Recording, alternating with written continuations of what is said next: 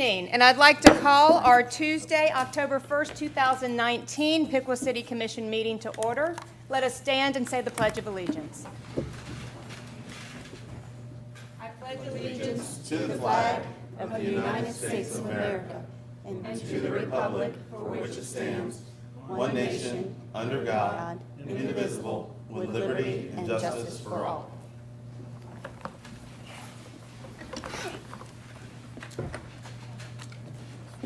Can we have our roll call, please?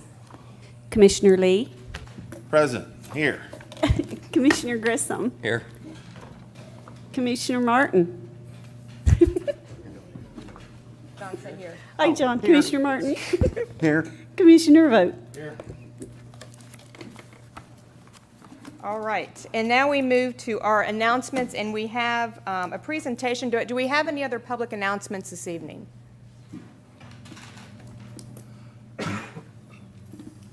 Jeff Lang, 9586 North State Route 66. I want to tell you that I had a wonderful Friday morning last week going out with the Edison State Community College River Stewards on their fall float. And we went down the Great Miami River for about 6 miles and had 3 wonderful hours on the river. And there were 16 kayaks represented by Edison and 1 double canoe. 8 kids had never been on the river before. 9 people had never been in kayaks before. We saw bald eagle, we saw rock bass, we saw smallmouth bass, we saw ducks, blue herons, and we had a wonderful day. And thanks to the efforts of Dardab, Down a River, Down a Beer, this equipment that Edison used on Friday was a direct cause for this equipment, and also at UVCC, which has already taken all their juniors last year and all their juniors this year and passed them on level 1 kayak safety with their kayaks that they also got from Dardab proceeds. So both those schools are ramping up their programs. I'm happy to say they're getting along very well, and we are possibly looking at our local scout troops to help with them with some additional equipment for them. So just want to let you know that announcement. Thank you. Thank you. Any other public information announcements? Yeah, I have a public announcement. I had an appointment with the law firm of Piqua, Schaffner, and Ebling, and they have agreed to represent me. And I have signed a letter of intent with them, and I went to college with the president of them. And I will introduce on November the 1st, right after the election, a petition that will go on the ballot. It will be on the ballot in November of 2020 to change us from a charter city to a statutory city. So that's going to happen, and we'll let the public discussion and the public debate begin. I think it's one of the most exciting things that we'll ever, it's one of the most exciting debates that Piqua could ever have. Secondly, they have agreed to represent me in the constitutional issues of whether or not my constitutional rights have been violated by you cutting my speech off. And so we're reviewing all the times that I have come up here, and they want to make sure that I have not overstepped my bounds and that I have not deserved what I have gotten. And then I will seek whatever legal remedy that is available to me so that that doesn't happen again. So thank you. Thank you. Any other public announcements? Good evening. My name is Larry Hamilton, and I live at 1104 Maplewood Drive. And I would like to announce that I do not have a constituency of any kind.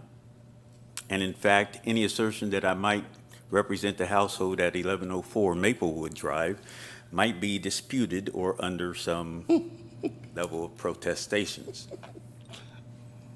But for years as a teacher and as an occasional public speaker, I have shared my personal creed and motto as I have before the Piqua City Commission, which for consistency I state on this occasion that I am only one, but I am one. I can't do everything, but I can do something. What I can do, I ought to do, and what I ought to do, by the grace of God, I will do. I wish to announce that this week, if the Lord says so, I will record and soon thereafter make available for viewing my proposal for the use of property owned by the city of Piqua and adjacent to the location at 655 North Main Street. The PowerPoint presentation will be titled "The Community Benefit: A 400-Year Memorial Observance and Piqua Leadership in Healing America."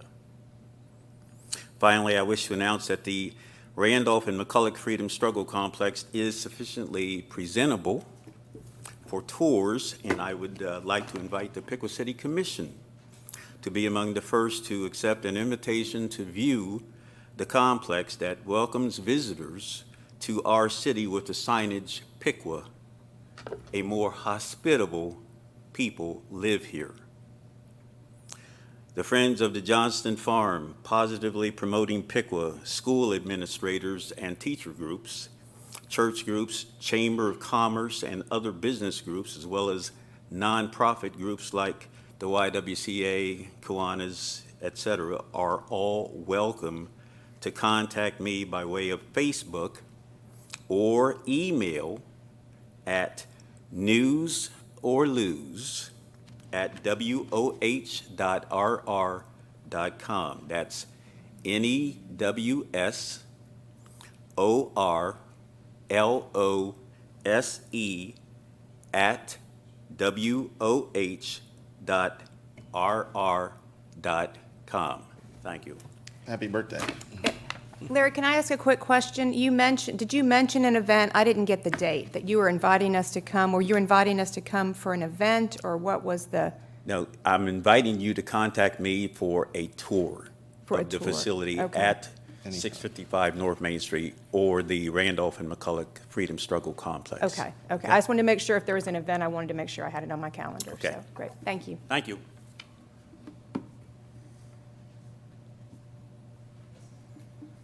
Jordan Nepper, representing the Piqua Arts Council. As you probably know, we just completed Rock Piqua and our Piqua Arts and Ale Festival, and I just wanted to express my thanks to the city for helping coordinate those services. Brittany, the power department, streets, the chief, all of them played a big role in making those very successful events for us. So thank you so much for providing those support services so we can have such great events in this town. Thanks for having great events. We appreciate it. Thank you. Any other public announcements? If not, we have a presentation, the new youth baseball and softball organization.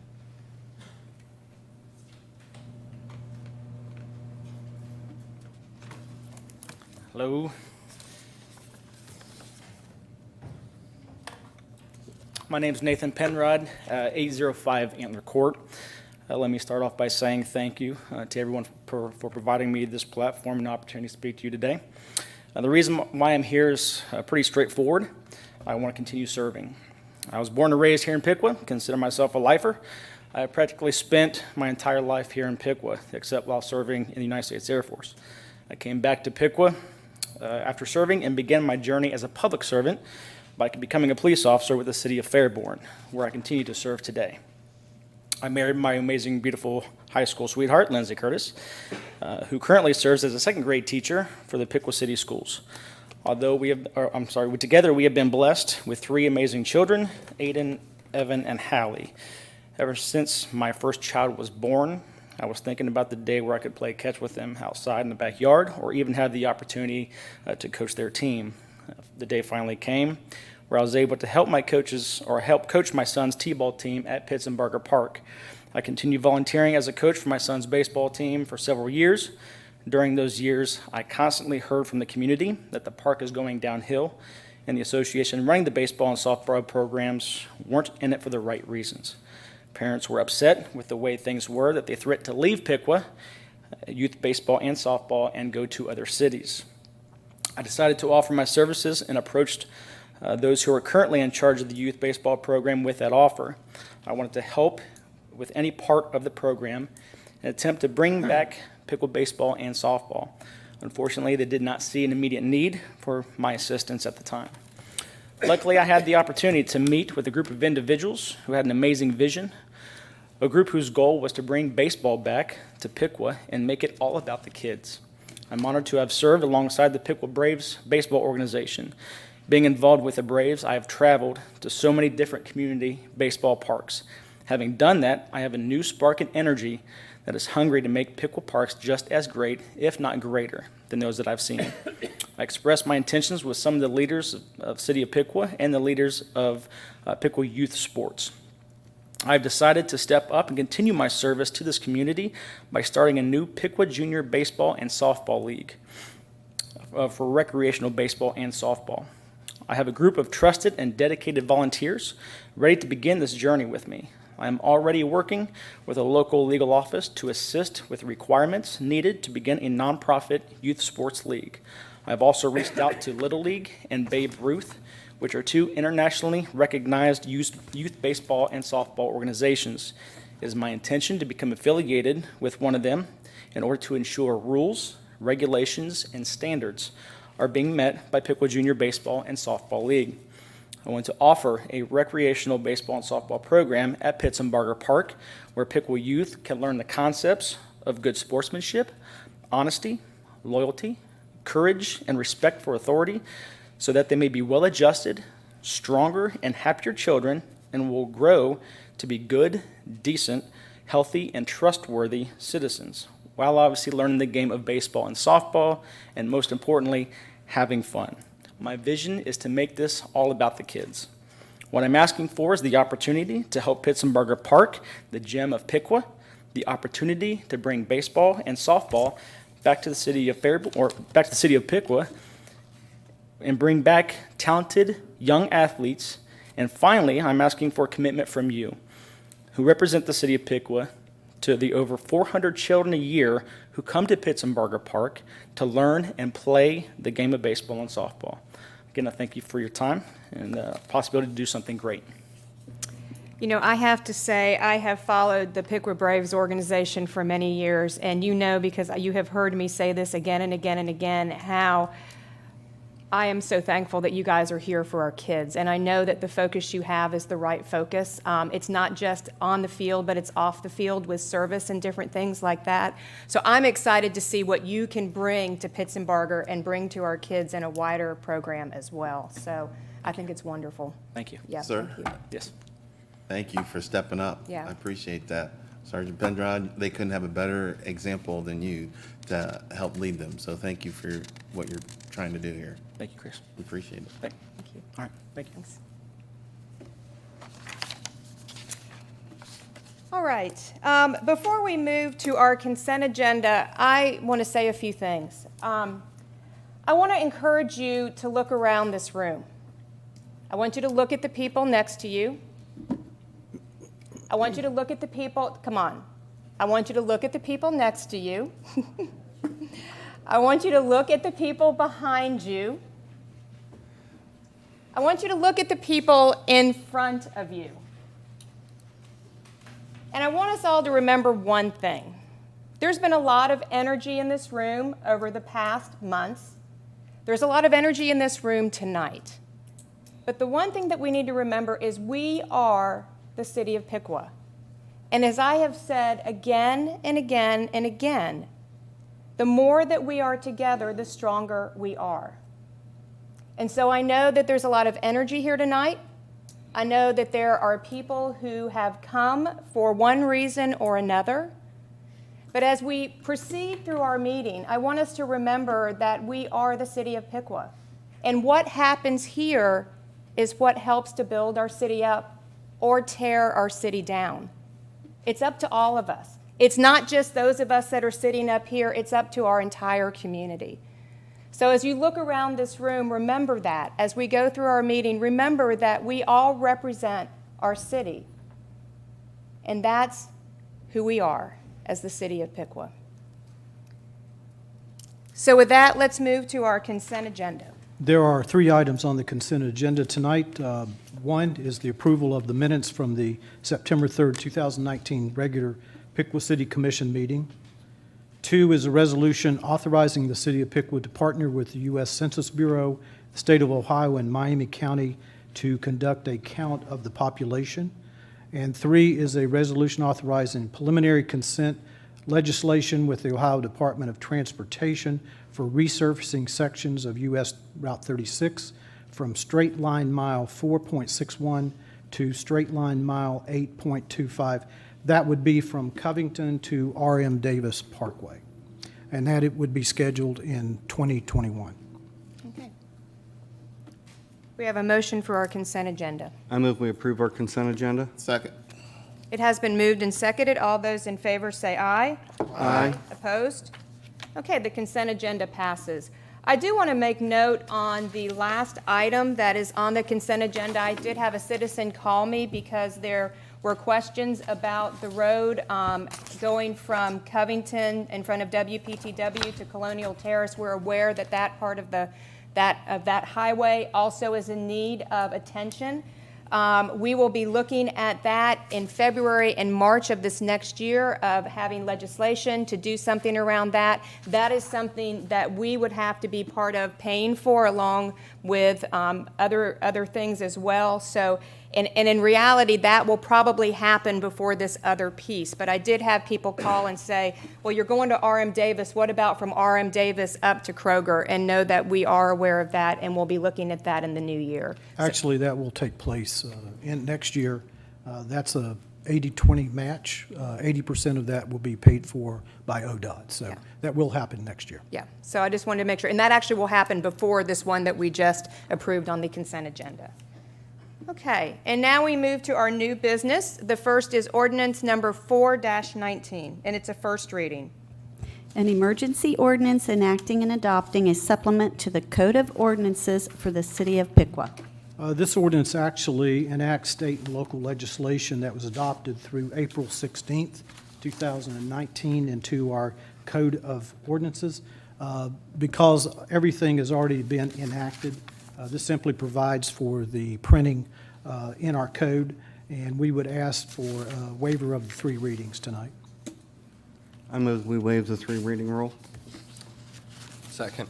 Has been moved and seconded. All those in favor of waiving the 3 readings, say aye. Aye. Opposed? Okay, that passes. So now the ordinance is before us. Do we have any comments from the city commission or questions on this ordinance? Do we have any questions or comments from the public on this ordinance? If not, I will entertain a motion. I move we adopt ordinance number 4-19. Second. Has been moved and seconded. All those in favor say aye. Aye. Opposed? The ordinance passes. And now we move to ordinance number 5-19, and it also is a first reading. An ordinance to amend the zoning code. I'll defer to Mr. Patrizio. This ordinance was proposed by Mr. Martin. What it does is it permits permits if a house is destroyed in the city of Piqua or removed because of fire or other reasons and demolished, if there's an accessory structure located on that premises that is separate from the house, it would allow that structure to remain on the premises without it being removed. Currently, if the main structure is damaged or destroyed on the house, the code requires that all structures be removed from the premises and their foundation. The Planning Commission looked at this and they voted against the change. It was 4-1. Okay. And I guess just for clarification, so I'm thinking what this means is that would mean that there could be vacant lots, not only with a garage structure, but possibly a basketball court, possibly a swimming pool. It would allow for those types of things. Is that correct? It would allow for garages.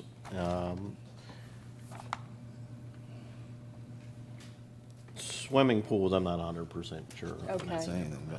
I think Chris But might the have a better. I was It gonna would, yeah. Yeah, I was Chris going to is say saying that, it would. yeah, the reality is it would basically be a vacant lot with some type of structure, but not a residential house. Okay. Any other questions or comments from the commission on this ordinance? Does that allow, if there's that structure for review to see whether it's, needs to be standing, or if there's going to be intent to use that structure, or is that open to the person that's going to be demolishing. I think if the change is made, then the property, regardless of purpose, would be allowed to remain. The current process is if property is destroyed, and for example, in my house, I have a garage that's separate. If my house was destroyed and I wanted it to remain there, I would have to go through the planning commission and ask for a special use permit. There is a potential for it to remain if the quality of the structure is still sound. Right. Okay. Why did the planning commission vote against it then? I was not present, so I do not know why. Chris may have more input or more knowledge on that. I think the planning commission's view on this was quite simply, they felt like the provisions in the code work effectively as it's currently written. As Mr. Patrizio alluded to, if there's a principal structure to be demolished and there's an accessory structure that they desire to have remain, you simply present it to the planning commission, and if they think there's merit to that, they can approve it. So it's a pretty simple process, but it does preclude those circumstances from there being an accessory structure that would remain that might not be suitable or appropriate, as In Mayor whose Hines opinion, alluded to. though? Pardon me? It would be the planning commission's opinion as to whether it's suitable or not?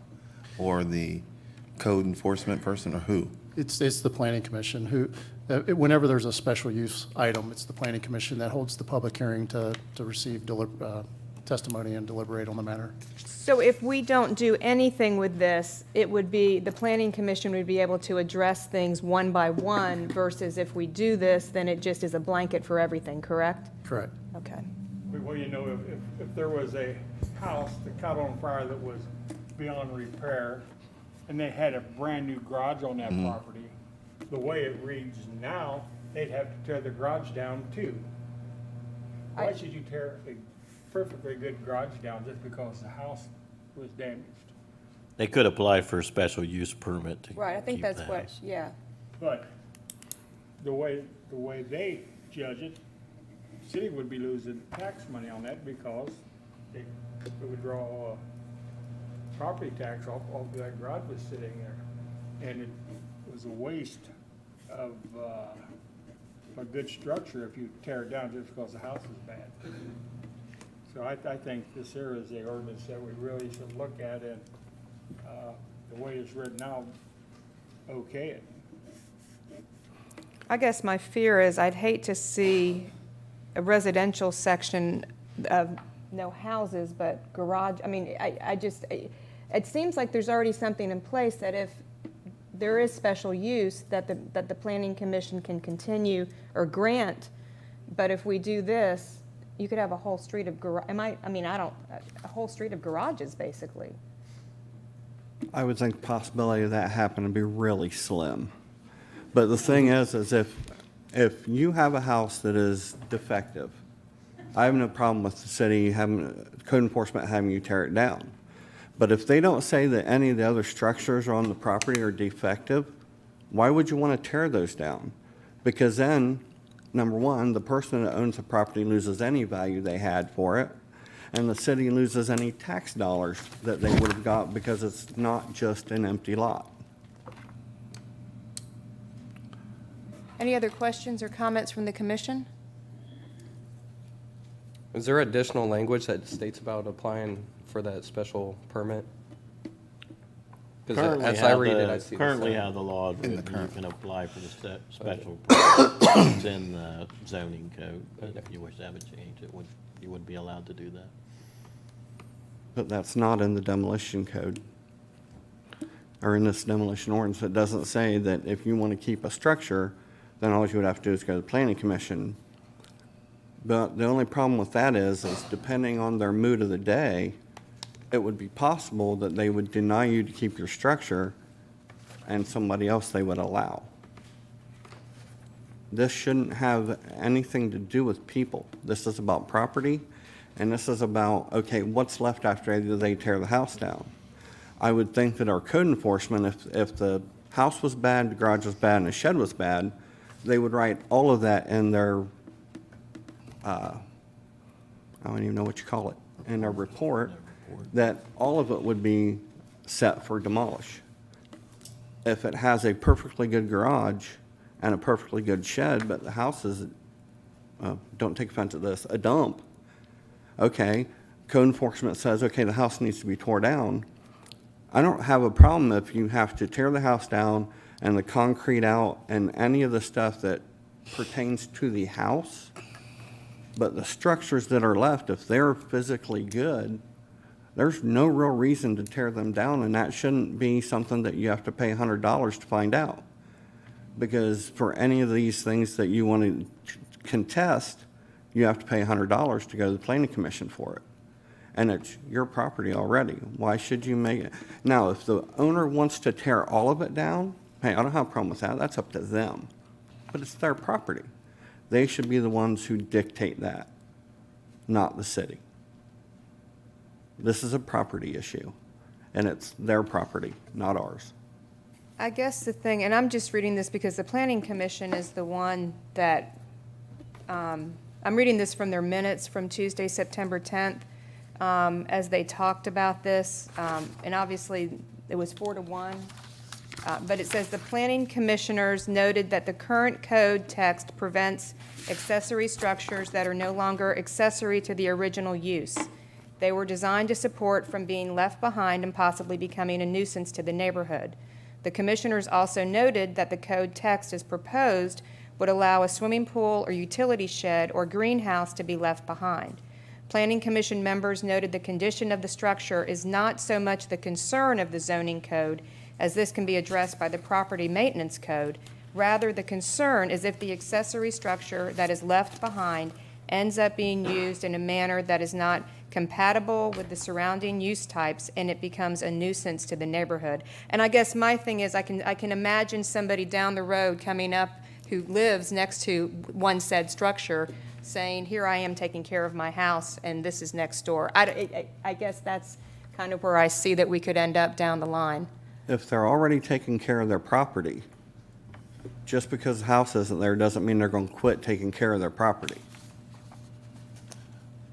So my question would be then, if someone is going to use their property, let's say the house is gone, the garage is left, and they're using that property in an inappropriate way, it could still be addressed whether it's currently in the language or if we go with the new language or not. So if it's an inappropriate use, if they're using that structure, that garage for a business or something that they're not supposed to, that's addressed by current stuff, right? Current language, correct? So him demolishing him with this new language, that this proposal we've got, that doesn't affect the city's ability to stop someone from using it inappropriately. And plus, we actually have zoning provisions to allow people to put a garage only on a property. It's already in the books. So leaving a garage up, it's kind of, okay, we'll allow them to build a new garage there, but you can't leave the garage that you have that's perfectly fine standing. That's kind of weird. Okay. All right. Any other questions or comments from the commission on this ordinance? If not, I will open up to the public. Any questions or comments from the public on this ordinance? So from my understanding for this, the way that the language is wrote now is basically the structure of the building isn't the concern. It's just whether or not they do or do not want you to have it. That's what it comes down to then, yes? The structure is It could always a possibly concern. come to that. Well, I mean, for the planning commission. Obviously, she said that the planning commission already seceded that because there's already ordinances in place, so they don't have to worry about it. So basically, from what I'm understanding, is the planning commission is just getting $100 to say yes or no. Well, the planning commission doesn't get the money, the city gets. You know what I mean? Yeah. So, regardless, I think you guys should approve this because if there's a perfectly good structure in place, there's no reason to tear it down. If somebody's going to continue to have that structure there and they have already decided not to tear it down, then I'm going to go ahead and assume that that means that they're planning on coming back to rebuild. And as Chris said, if there's already laws in place that say, okay, we can make sure that they're obtaining the property, then you're kind of, right now, this seems like there's an extra step that makes it more of a hassle for people who are just looking to rebuild their property. So that's kind of where I think that would go. Thank you. Any other questions or comments from the public?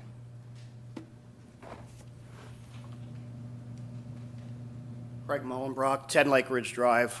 We had a real-life situation about 18 months ago where this came into play. My spouse and I purchased a property on Downing Street. After evaluating the property, the house was torn down, which left a standing garage. At the time, we were informed that we couldn't have a standing garage, and it either had to be torn down or I don't recall a special use permit being mentioned, and I don't know what the special use would be. But the solution, we were told, was to, since we own the adjoining property to this now vacant lot with a garage on it, that we could have the two properties combined by resurveying the lots. And that's what we chose to do.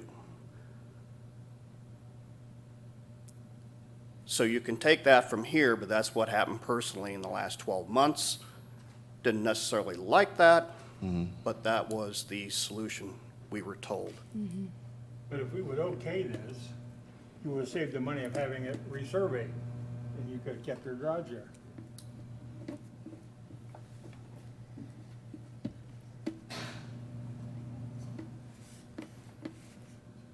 Nancy Mullenbrock, 10 Lake Ridge Drive, Piqua. I want to add to what Craig had just said about the piece of property, and that is that having had a demolition take place after we purchased the property, it was a huge expense. To add on another garage being taken down, that would have added to the expense. And also, we had a zero property line. The garage actually is adjacent to the Scott property garage and has a shared wall. That would have been a considerable invasion of their property also. The garage was perfectly fine, needs some updates, we understand that, but at the same time, we were not told about the special permit except under very special circumstances, that we would call it adjacent parking to our business. There were limited amounts of, there were limited choices that we could make to keep that garage standing. I don't know if you know the garage, but it's a stone brick, it's a cement block building. It's safe, but we did have to jump through a lot of hoops. It was a lot of, it was not straightforward how to go about the process either. Thank you. Thank you. So you did not know about the special use permit, is that correct? That's correct. And Chris, you did work with us on that, but you came up with the idea of joining the property. And I don't really, I mean, it's an advantage to us to have the two properties, but it would also have been an advantage to be able to sell the property separately with a garage on it. I hear you. Yeah, thank you.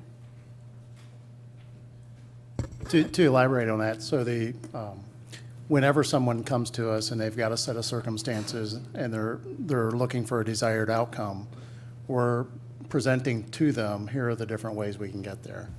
So in this particular case, the lot was on the garage was on the adjoining lot, and so there was an opportunity for them to replat the two lots into one, which would make the garage now accessory to the principal structure that would remain. So that seemed like the appropriate solution. The special use mechanism is there. It's there for the scenarios that have been discussed. I think the context in which the code is written now, when that was put in there, as I understand it, it was more so out of concern that there are instances where accessory structures are left behind after a principal structure is demolished, and that accessory structure then becomes a nuisance to the neighborhood for whatever reason. Notwithstanding Commissioner Lee's point that there are still zoning provisions there that you can enforce, if it's an inappropriate use, you can enforce that and remedy that. But I think as the Planning Commission minutes reference, the real intention here with this provision and we're enforcing the provision that's there, that's all we're doing, is to try to prevent there being an accessory structure that ends up, because it is no longer accessory to a principal structure, there's no longer anyone living on the property, paying attention to what's going on there, to prevent it from becoming a nuisance to the neighborhood. I think that's the intention of that provision, as I understand it.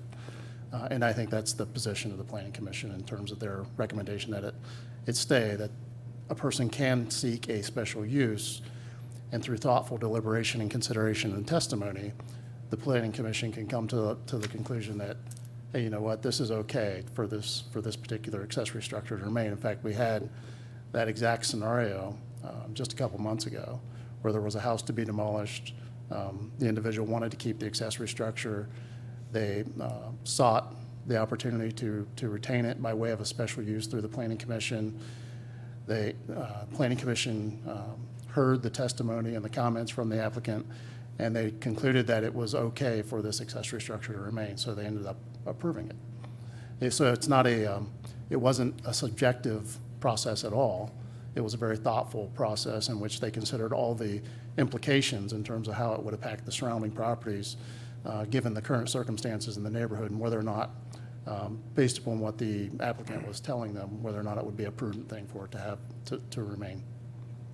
I think if a garage or a shed is left on the property and it becomes a nuisance, it's the code enforcement's duty to make sure that it is corrected.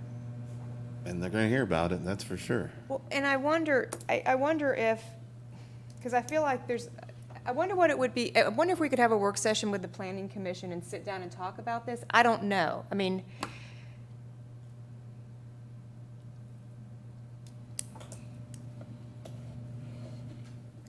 don't think so. You guys are ready to vote. Okay.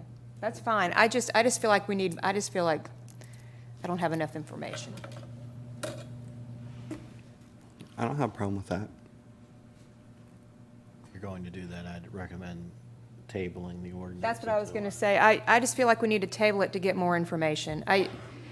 Because the Planning Commission did not approve this, so I wonder what it would be like if we were to sit around and talk with the Planning Commission just to get, and maybe we can tweak this or whatever, but it seems like there have been issues that could have been addressed differently, and I don't know if this is the exact way to do it, and I'm afraid of doing this and then running into something else down the road. I don't have a problem sitting down with the Planning Commission, but I don't like layers upon layers of bureaucracy either. So if we can eliminate something by passing this, I don't have a problem with that either. So, but sitting down with the Planning Commission is fine with me. Well, and I think making it clear so people don't run into what the Mullenbrocks ran into. Exactly. Yeah, so do we have I'll make a motion to table it. Do we have I'll second. Okay, all those in favor of tabling the motion, or the ordinance, please say aye. Aye. Opposed? Hey, Okay, so we will schedule a work session with the Planning Commission to talk about this then. We just have to do it soon, Soon? Yeah. Okay, because you got to figure I'd like to have it done before I get off commission. okay, all right, all right, okay. All right, let's move to ordinance number 619. It's another first reading. An ordinance to vacate a portion of public alley right-of-way. Mr. Smeezing. Thank you. This request relates to a project that is currently being undertaken by the property owner at this location. And as part of the improvements that they intend to make at the property, they're replatting the parcels of land. So currently, there are multiple parcels of land at this location. Included within those multiple parcels is a portion of unimproved, dedicated public right-of-way that was originally there for alley improvements, one would suspect. What they're asking for is that that portion of alley right-of-way be vacated, and that would allow for the replat of the entirety of the tract to go forward so that they could clean up the arbitrary lot lines that are now bisecting the lot. This is currently the right-of-way is not improved for public use. The only improvements there are actually the private improvements that occupy it, incidental to the applicant's interest in this area. I believe the applicant's representative is here this evening, can certainly answer any questions you might have. I do know there is some interest in expediting this item. given the timeline they have for their project. The item was advertised in accordance with the requirements, and the public hearing was held at the Planning Commission level, who entertained discussion and ultimately recommended approval of vacating this item for the right-of-way. Okay, thank you. Any questions or comments from the commission on this ordinance? Yeah, Chris? Do these things just happen from, I don't want to say negligence, but people not being aware? Is there any way that we could head all these off so that when somebody does any work in some type of area, that if there's one of these that's hanging, that we could fix it?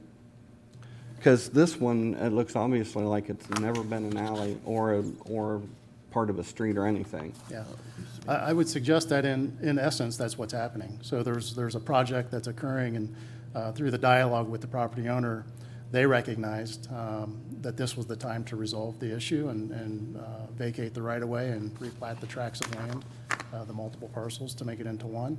Not unlike the previous item that was discussed when there were two adjoining lots and there was a house demolished and there was going to be a structure that remained behind. Rather than have that on two separate tracts of land under one ownership interest, you combine them. So this is similar, but on a much larger scale and under different circumstances, obviously. So we typically try to encourage that, simply so you don't end up with these type of circumstances where you have a lot of arbitrary lot lines that are being built across over time. And we probably don't know if there's a bunch of these in the city of Piqua or not until somebody decides, hey, I want to do something with my property. Then it's like, oh, wow, well, we have this and that has to be fixed. They typically arise when there's a project that's being undertaken. I mean, obviously, the community is hundreds of years old, so there are a lot of lot lines that were laid out a certain way, and things just didn't develop exactly that way. Prior to current times, folks maybe weren't paying attention to those lot lines and were building across them with different improvements. So as long as you had common ownership interest on either lot, I suppose it wasn't really an issue. But for the sake of best practices and getting things cleaned up, we certainly try to do the right thing as projects happen now. And this is an instance of that where the right-of-way doesn't serve a public interest, so it's appropriate to vacate it and have it more accurately reflect what's happening there. Okay, all right, thank you. Any other questions or comments from the commission on this ordinance? Any questions or comments from the public on this ordinance? Citizen at large. This is like the third time that this has come up. I've read about it in the paper. And my question, I guess, it might go to Chris too, is the city of Piqua being compensated for vacating these right-of-ways? No. I assume that the people that abut the right-of-ways and want to use it would be charged to buy the land. Typically, under Ohio law, when an alley is vacated or a street's vacated, it goes to the property owners adjacent to it. Answers my question. There you go.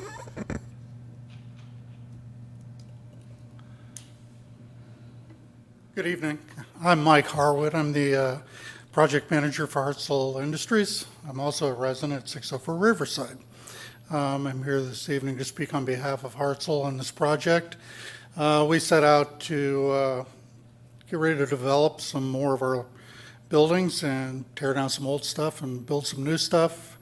And we found that this right-of-way went right through our front driveway. So we did some research, and seeing that it had never been approved, we contacted Chris and asked for his assistance, and he directed us kind of in this direction. So we're here tonight to ask for the commission's approval of this ordinance so that we could move forward with our replatting. We're on a pretty tight line, and I would ask at this time if you could waive the 3 reading rule, as it's a pretty well-documented situation. Sure. Thank you. Yeah, thank you. Do we have a motion to? I'll make a motion to waive the 3 reading rule. Second. Has been moved and seconded. All those in favor of waiving the 3 reading rule, say aye. Aye. Opposed? Okay, it has been waived, and now the ordinance stands before us. Do we have a motion? I move we approve ordinance number 6-19. Second. Has been moved and seconded. All those in favor say aye. Aye. Opposed? Okay, the ordinance passes. And now we move to the public comment portion of the meeting. Do we have any public comment this evening? Just got a couple things here. First and foremost, I gotta say, I started the Government Academy in early September, and I've had more fun than I thought I ever could, especially sitting next to this kid the whole time. It's been awesome. Absolutely. I've learned so much. I highly recommend anybody here in this room or anybody who might be watching this video to go and do it. I've learned so much that I didn't know that I didn't know, I guess is the best way to say it. And on top of that, yesterday, I had so much fun. I asked them to tase me yesterday. They wouldn't do it, but I want. I wish they would have done that. But on for top me. of that, yesterday was the police department. Yeah. And we saw your old dare card. Now you're laughing because you've seen your old dare card. Yeah, they're hanging up, or actually burning somewhere. I don't know. Well, Grissom has a picture of it. Yes, I do. It looks like it should come along with the Fresh Prince of Bel-Air Yep, theme song. yep, The way that that's your right. haircut is looks That's exactly like old school. It was awesome. Gosh. But anyway, the whole point of me saying this is I think anybody who is on the fence about going really needs to go. If you're interested in the city, again, I've learned so much. That's awesome. And I appreciate everybody who's presented. Chris was the first presenter. I learned a lot from that too. Second order of business I have here. I actually want to go back to the utilities thing. The level billing starts in September. Is that correct, Gary? To sign up for it? Okay. If that's the case, I feel like we really missed an opportunity here to get the level billing in charge and in order.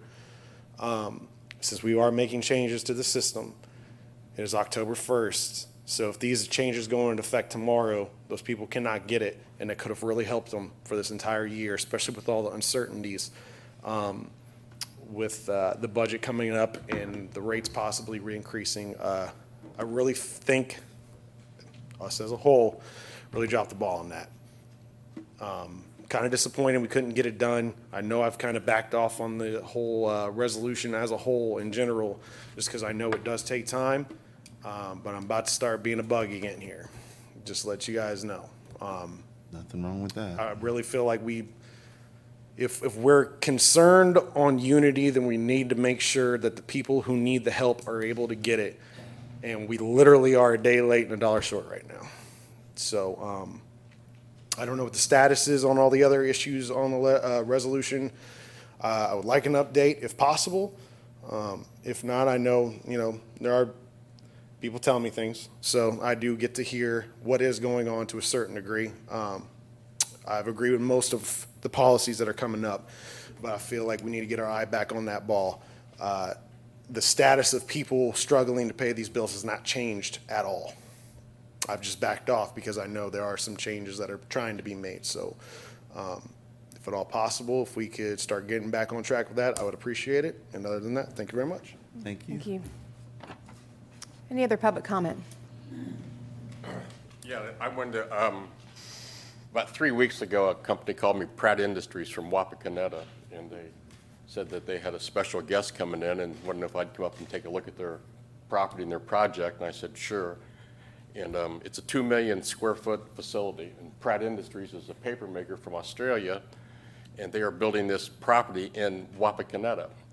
And actually, it was, they wanted me to supply the staging and a lot of other things for Trump's visit to Wapakoneta, and this was a highlight. And I was to be the backup plan should Trump's organization not been able to provide it. But what I wanted to say about that is I asked this guy that I'm dealing with the general manager of the whole project, and I said, how in the world did you guys end up in Wapakoneta? He said, this little pesky mayor, he pestered the crap out of us, and here we are.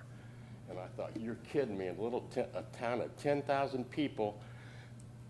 This Pratt Industries is building a 2 million square foot facility that will bring hundreds of great paying jobs, and that happened because of a mayor.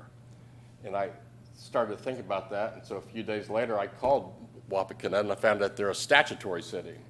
And so I asked the city manager, or in their case, the safety director, I said, will you repeat this for me? Because that's hard for me to believe that this little pesky mayor went out and captured a 2 million square foot facility that's going to provide hundreds of great paying jobs to the city of Wapakoneta. Wapakoneta is 10,000 people. 10,000 people, that's it. He said, you know, they told you right. I said, you're kidding me. He said, no. He said, now there were other people involved, but it was the initiative of a mayor, you know, not the safety director, not a manager, not the city council. It was one mayor, one person made a huge difference in that city's history and their well-being. Thank you. Thank you. Any other public comment this evening?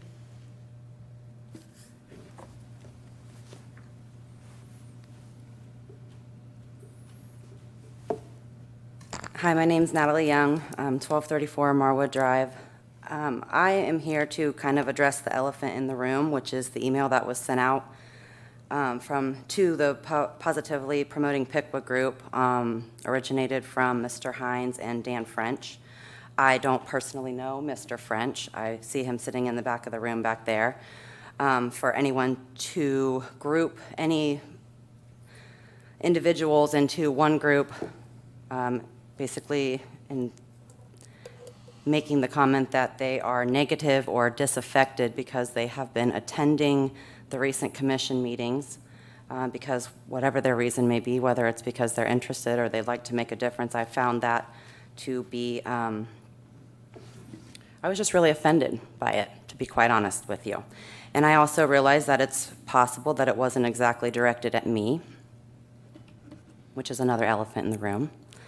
However, I just wanted to make a few points that just because there are certain citizens that are content does not necessarily mean that those that aren't so content are negative or trying to cause a problem or, you know, just cause a stir in general.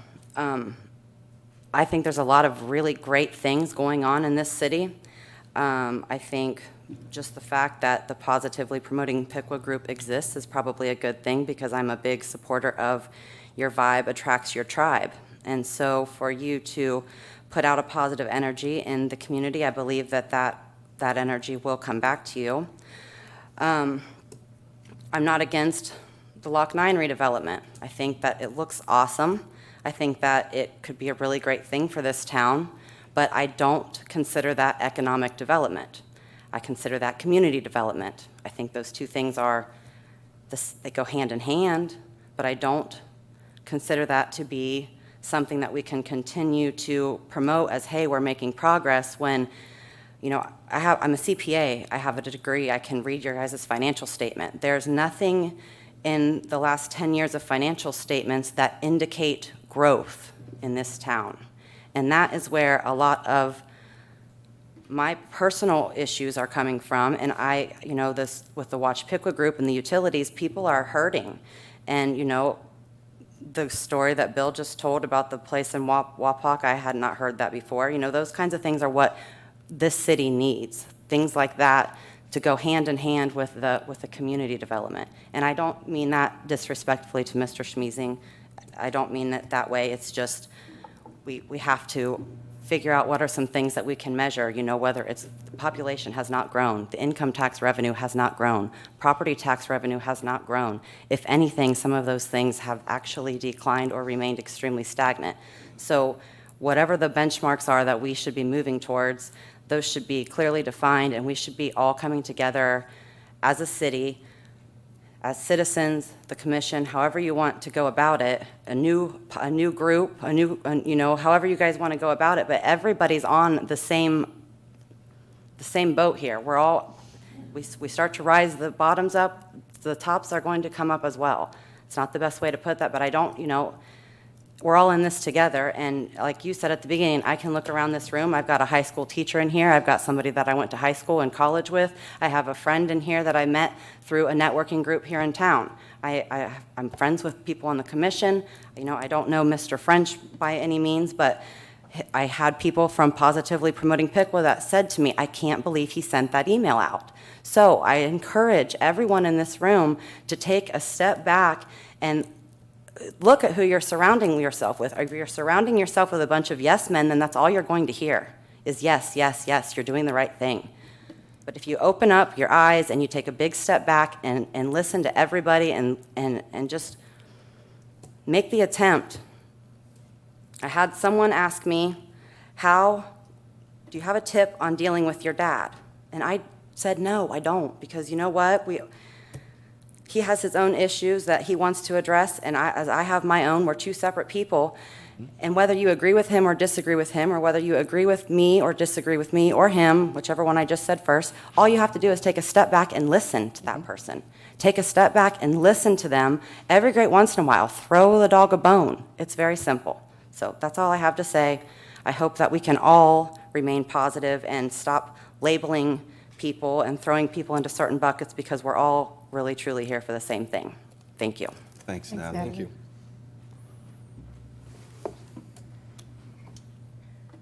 Any other public comment?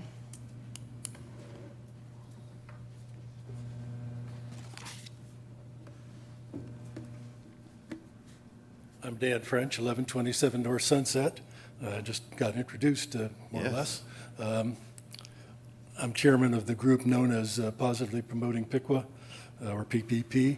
Our mission is to help make our city a better place to live and work. And we've been trying to do that for roughly 11 years now, I think. Most of the people that I speak with think our city is improving. We're going in the right direction. I look at new health facilities, I look at new restaurants, new housing options. All of these things bring jobs, which is a good thing. We don't have a 1,000-person company moving into the community, which probably is just as well at that size, but we could certainly use some smaller ones moving into the community, and some have done that over the years. So I think we're going the right direction, and I think the city leaders, you all who are sitting up there, as well as paid staff all around, you come to work every day trying to make things better, I believe, and I think you're doing the best job that you think you can for the city and all of us Piqwads. As you just heard, I'm the guy who wrote the email letter requesting support for our city commissioners. You all are volunteers. You're paid these huge sums to sit up here and listen to people like me and others talk. And I think as volunteers, and just because we're all humans, we need to be dealt with more politeness and civil discourse. Certainly no one is perfect, not the city, not the commissioners, not the paid staff, certainly not me, nor the people who are bringing their concerns and complaints to the commission. None of us are perfect, so we could all try to do what we're doing with more politeness and civil discourse. Now, I understand that some people are receiving amazingly large monthly utility bills, and I certainly have no idea why the bills are so high.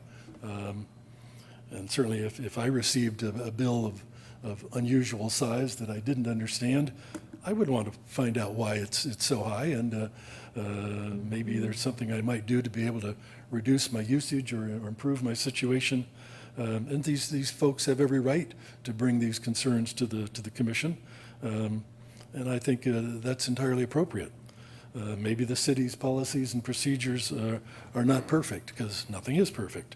They could be improved, certainly made more user-friendly. Over the years, I've seen examples of things from the city commission, or not the commission, excuse me, from the city staff that were not particularly user-friendly. In most cases, they pointed out real problems that needed to be solved, but they could have been done in a nicer, less high-handed tone of business. On the other hand, we got to realize that, I don't remember the budget, I think it's, what, $22 million business that the city is, whatever it is. It's a business, and it needs to pay its bills, it needs to pay off its loans, and it has to charge what it has to charge to be able to do those things. And I'm sympathetic if people don't like the fact that it costs a lot of money to run the city, but it's not as though people are putting the money in their back pocket and running down to some other place. It's what's necessary to make the city work, and we all have to deal with that. I guess if you want to fault somebody, you could go to the federal government and fault the Environmental Protection Agency and the people who appointed them and approved their rules and regulations, and but it's hard to argue with the government bureaucracy, and sooner or later we've got to do what they order, and that costs money.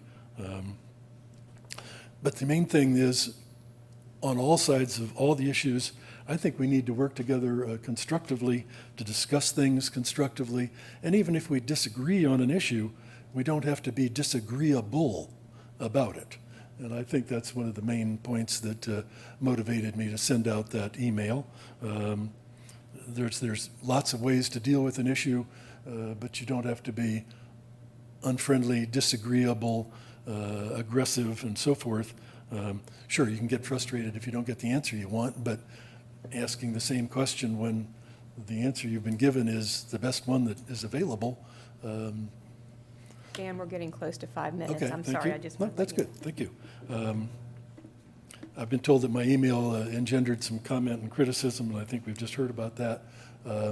I don't spend a lot of time on social media. I've observed over time that it seems to be pretty easy to sit at a keyboard and We're at 5 minutes. say I'm rude sorry. things to other people. So I hope we stop doing that. I applaud the city commission for what you're doing, the positive efforts you have, and ask you to keep on doing it. Great, thank you. Thank you very much. Any other public comment?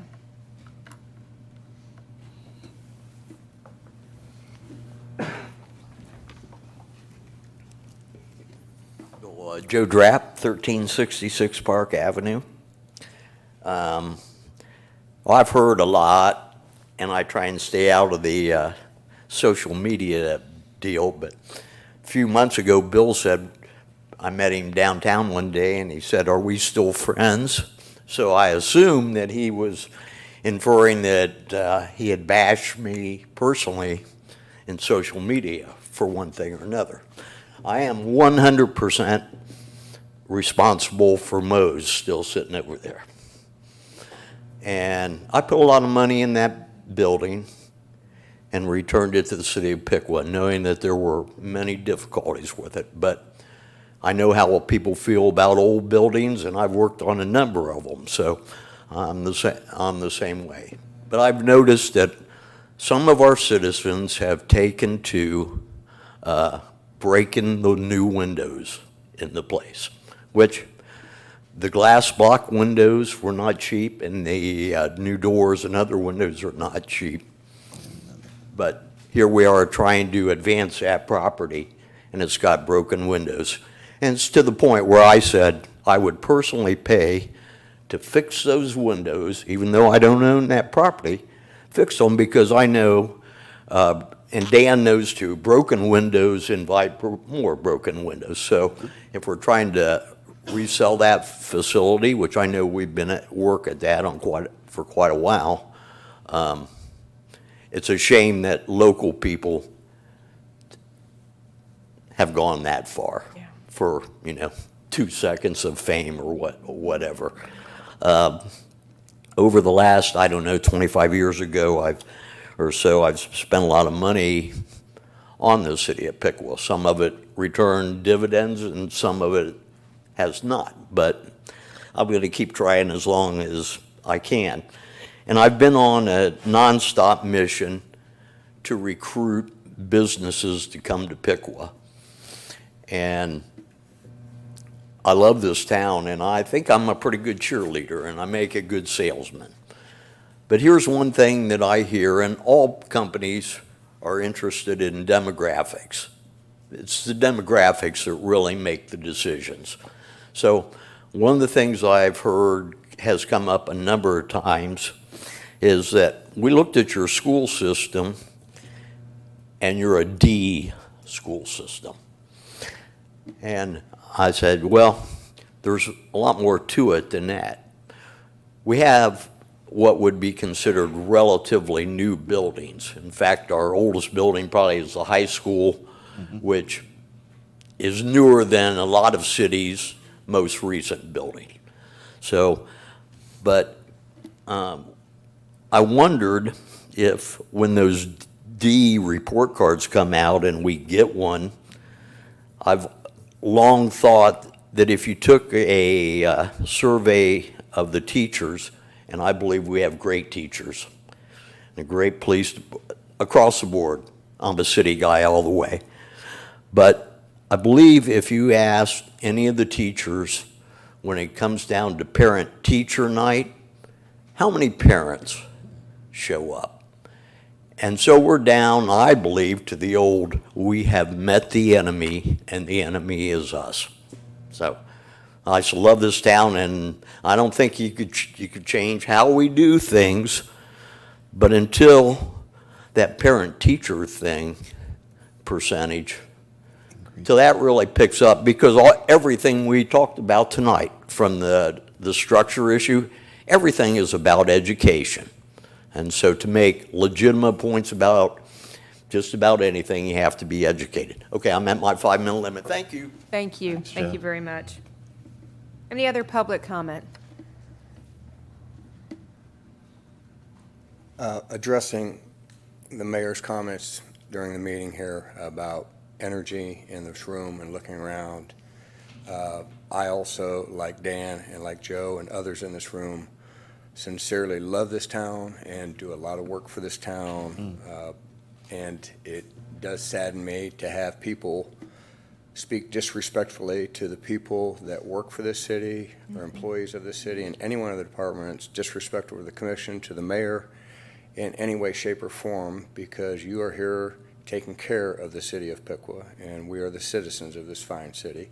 And I agree with the comments being said here tonight. We just need to all listen, step back, pull back your fangs, use nice words instead of mean words, and listen, and we'll get through this. Thank you. Thank you, Jeff. Thank you. Any other public comment?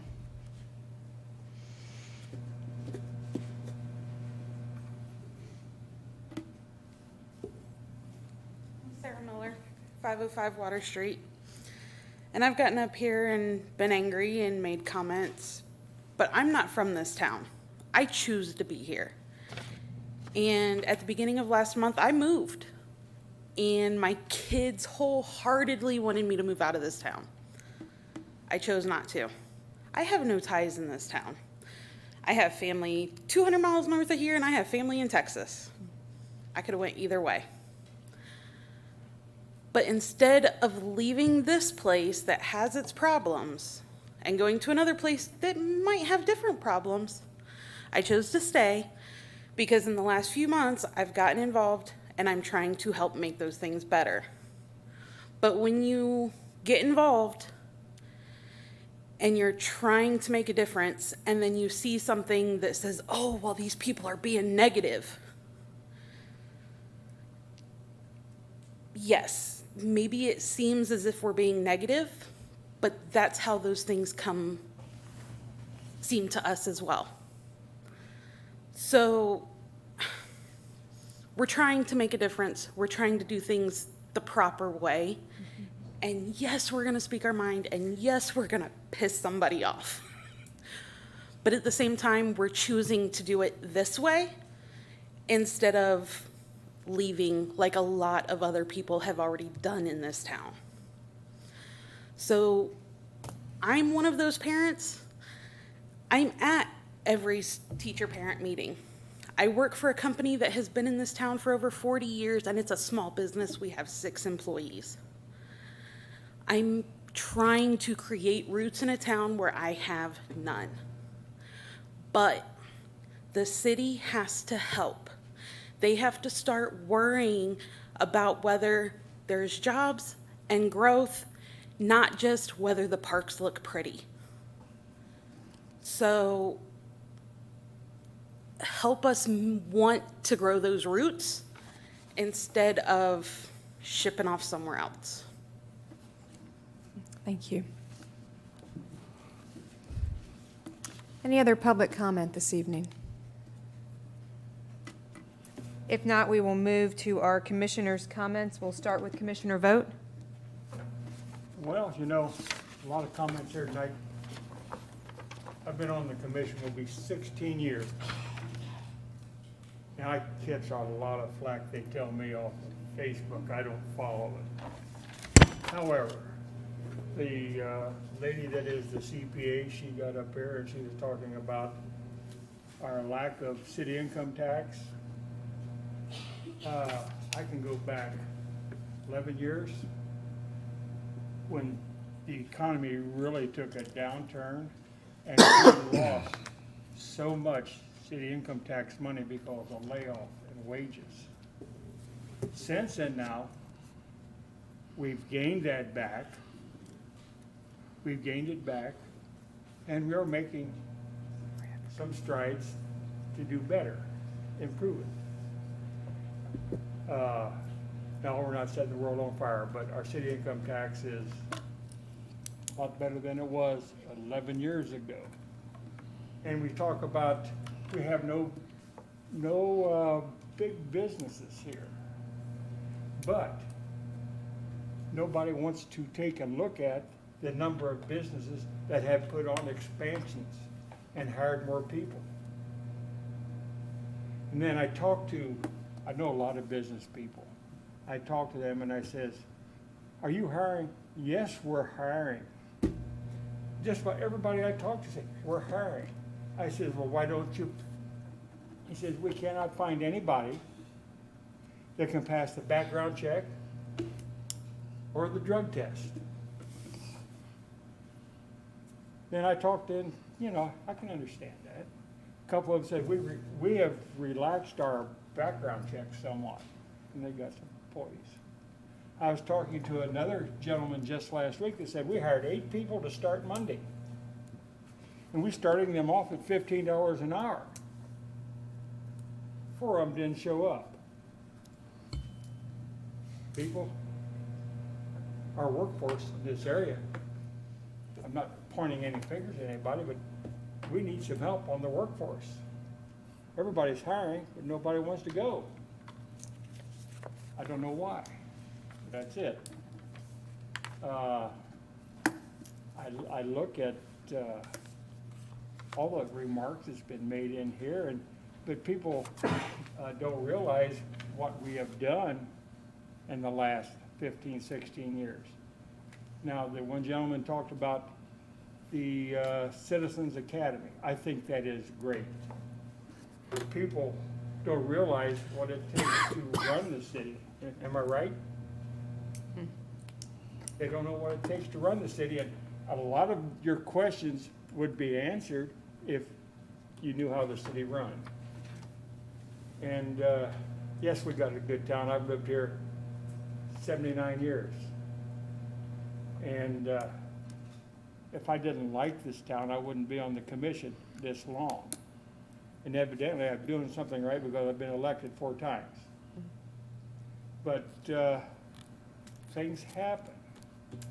And yes, like there's a lot of energy in this room, and we have to exchange ideas. And I've never said anything derogatory about anybody that comes up here and makes a statement. I haven't said anything about the utilities. I'm going to say something tonight about the utilities, though. And I'll probably be beat up on Facebook over it, but I'm going to say it.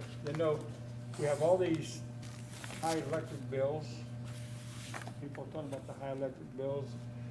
We're checking the meters. We find out that everything is efficient. The meters are good.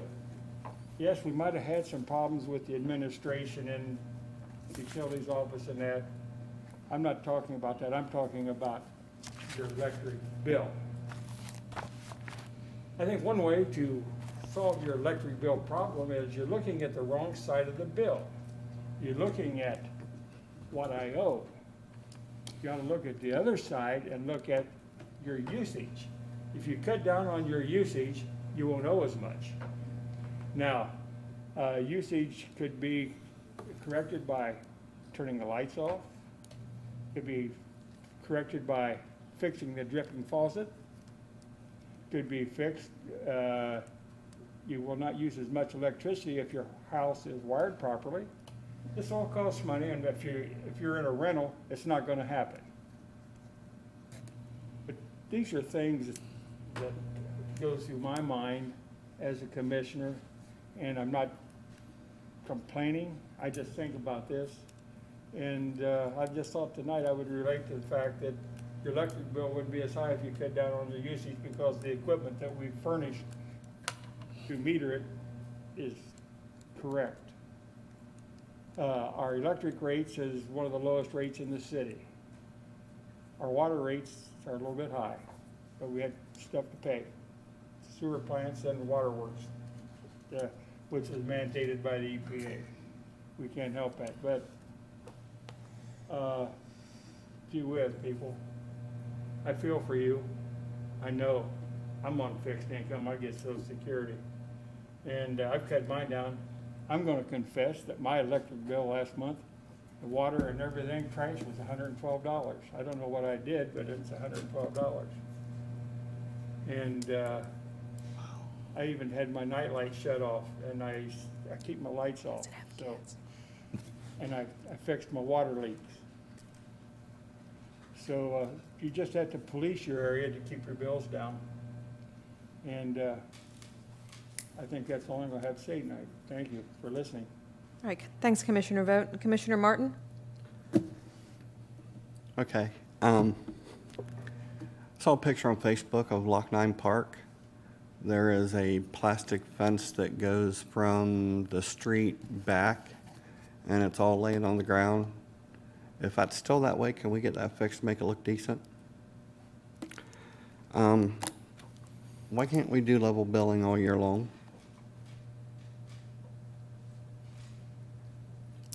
Well, those are decisions that this commission has to make.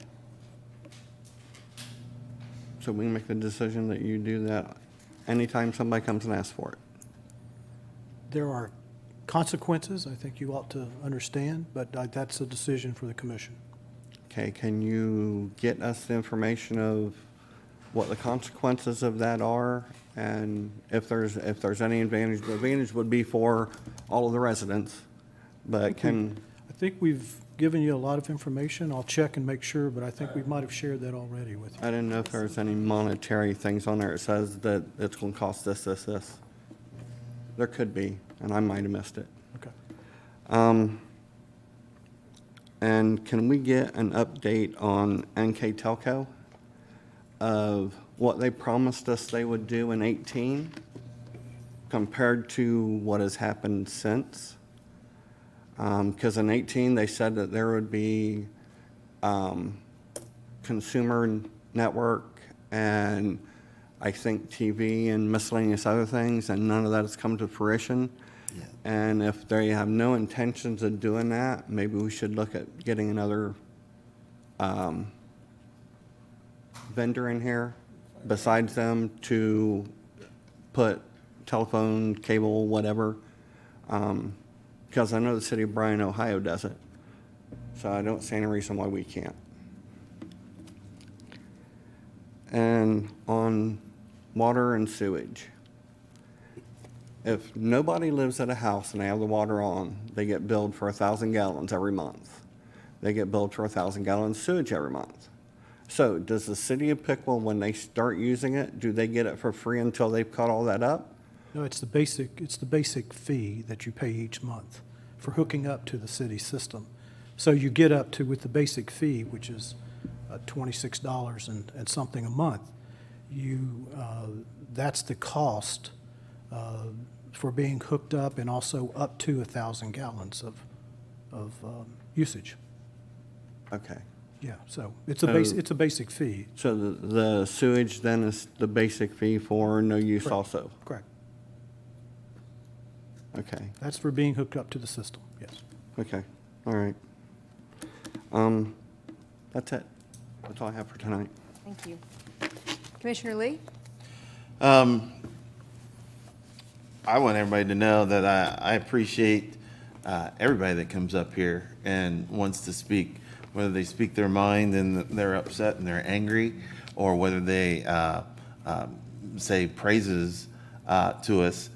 We are all in this together. And so I appreciate you coming up. I don't have a problem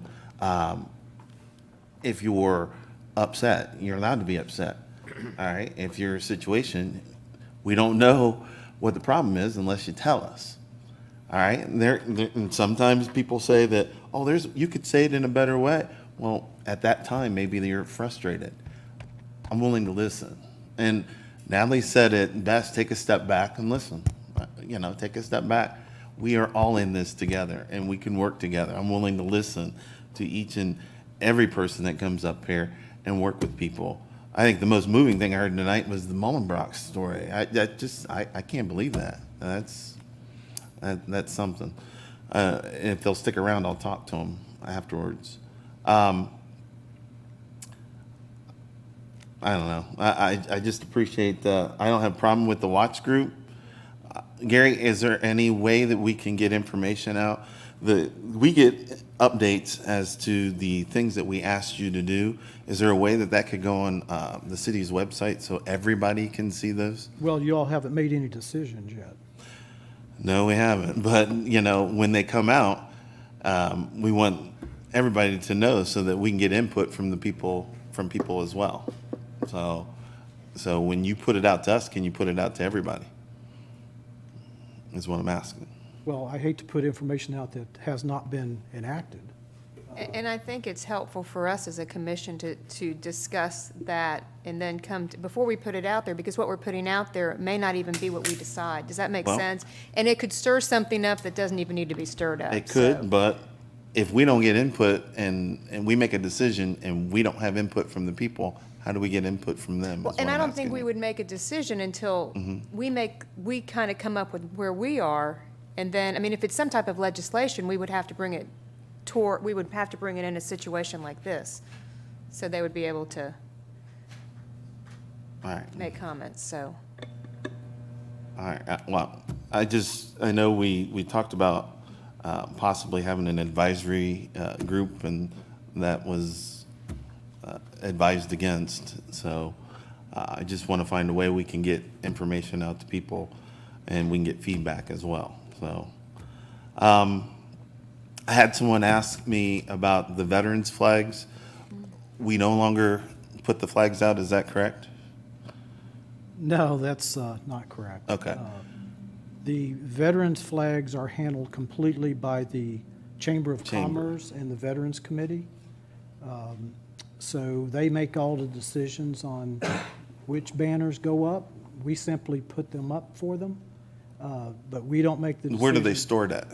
We store them at Public Works. Okay. Yeah. I had a person that wanted to get her flag back. She was sent by Public Works to the chamber, and then the chamber sent her back to Public Works. So what should I tell her? Well, it's really, is the chamber telling us to give the flag back? That's fine. I don't know. Somebody But needs to tell us, but it's Yeah. not up to us. We don't own the flag. No, we don't, and I So understand. I'm just asking. Someone asked me, and If somebody I'm. wants the flag, I mean, as long as the chamber says we'll give it to the chamber or give it to them, as So- long as we have authorization. The authorization comes from the chamber, and Absolutely. that's where they need to go. Yes. That was my question.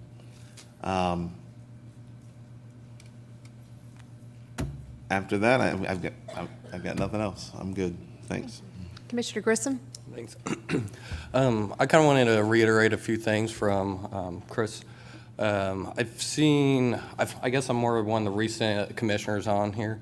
I've seen the population in these meetings grow, and I think that's fantastic. Sure. We're here to serve the people, and we definitely need to hear all thoughts and options for the city and the direction that we want to head. I think people found my phone number on the website because I've been getting more calls, which is wonderful. I welcome each and every one of them. I actually commend Watch Piqua because they bring some of these concerns to light. Sure. And that actually helps us as a commission understand what are the concerns for the people. Definitely want to hear the positives and promote it. I agree with every message that was said tonight. We're all on the same boat. Sure. If it sinks, we all sink. So I love the fact that more people are getting involved. That's why I got involved, and I see a lot more people trying to head in that direction. We're never going to have the same opinions on every issue, but working through them and being transparent about it, I think, is what's going to help us grow. So I just really want to commend everybody that does come to these and comes in attendance, reaches out to commissioners, voices their opinions, and constructively works to make our city better. So thank you. I really do want to just say thank you. Thank you. I just have two announcements. My third walk with the mayor will be in Ward 3, Monday, October 7th at 6 o'clock p.m. We will be meeting in Candlewood at the entrance of Candlewood. We've already done Ward 1 and Ward 2, so we'll do Ward 3, and then we'll continue on in Ward 4 or 5. But this is for anybody in the city. You do not have to live in that ward. It's a great way just to come out, walk, and have a very casual meeting together as we walk and kind of see what's going on in different parts of our city. The other thing is just a reminder of the community. We've talked a lot about unity tonight, but a reminder of the community, the unity service that myself and some other folks are putting on called Piqua United, a gathering for peace, love, unity, and kindness on Sunday, October 20th at 7 p.m. The lineup for this service is coming together very nicely with different churches that are involved, different community leaders that are involved, children, a variety of people that will be coming together to celebrate our community and bringing ourselves together as one, which is exactly what we have been talking about tonight. So I encourage and hope to see each and every one of you here for that service. If there is nothing else, we are moving into an adjournment for executive session to consider pending or imminent litigation. So I need a roll call to adjourn to executive session, please. I move we adjourn to executive session. Second. Has been moved and seconded. Let's have a roll call, please. Commissioner Lee? Aye. Commissioner Grissom? Aye. Commissioner Martin? Aye. Commissioner Vogt? Aye. Mayor Hines? Aye. All right, we are adjourned to executive session.